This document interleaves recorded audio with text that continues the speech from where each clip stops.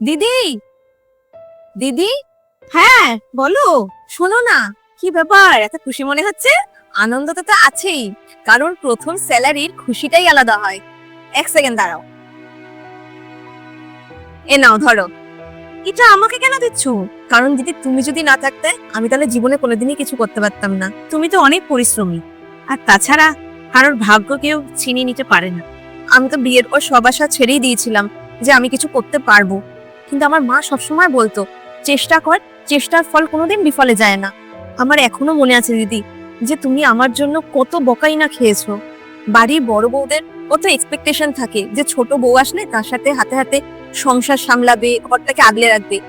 কিন্তু তুমি আমার কাছ থেকে এসব কিছু এক্সপেক্টই করোনি। বরং তুমি সেলাইয়ের নাম করে আমাকে কলেজে পড়াশোনার জন্য পাঠিয়েছো। আর আমাকে তুমি সবসময় বলতে, তুমি তোমার মতন করে কিছু একটা করো। নিঃস্বার্থভাবে তুমি সবসময় আমাকে সাপোর্ট করে গেছো। বরং আমার জন্য তুমি অনেক বকা খেয়েছো।